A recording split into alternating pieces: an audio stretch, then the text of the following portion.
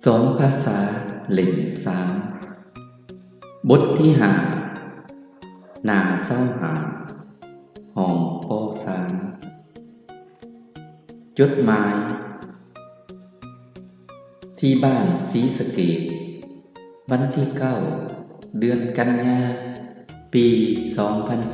2007 บัวทองเพื่อนที่หักแพงโดนนานแล้วที่ข่อยบ่ได้เขียนจดหมายหาเจ้า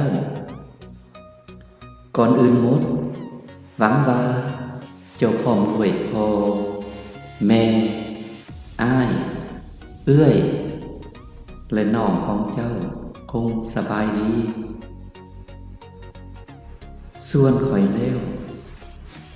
สบายดีเหมือนเดิมแต่ยังบ่สิ้นสุดความคิดฮอดคิดถึงเจ้า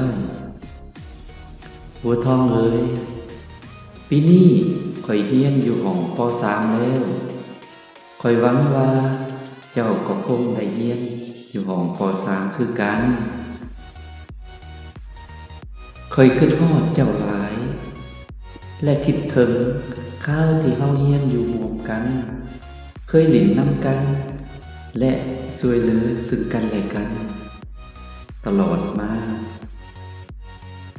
เดี๋ยวนี้อยู่เวียงจันทน์มีการก่อสร้าง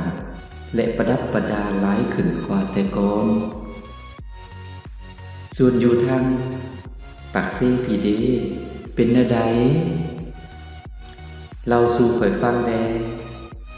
หรือถ่ายยามพับโรงเรียนเจ้าได้ขึ้นมาเวียงจันทน์ก็มายามข่อยแดเด้อสุดท้ายหวังว่าเจ้าคงจะตอบจดหมายของข่อยในบทสานี้ด้วยความหักแพงและคิดถึงเสมอจากพวงมาลัยใจสุข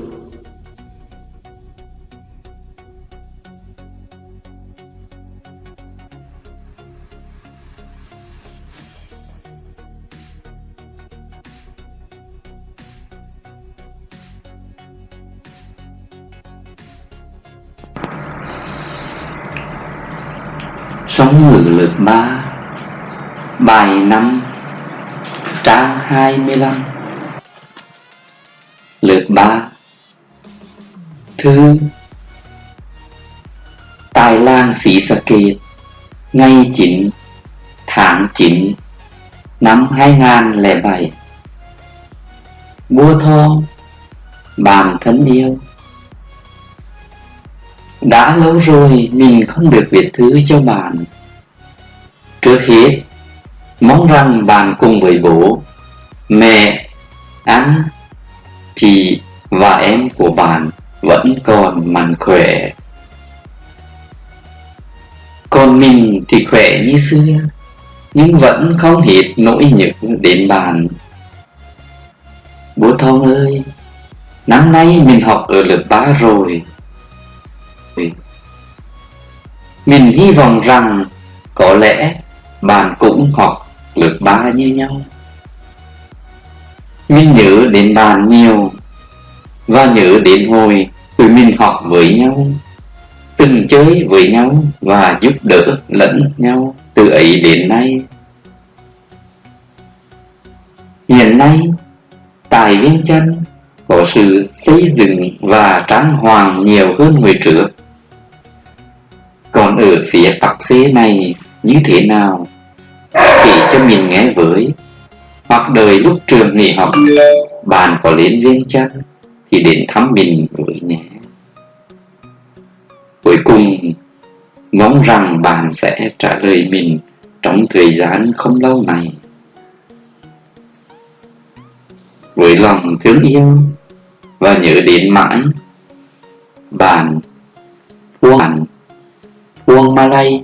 Chay Suk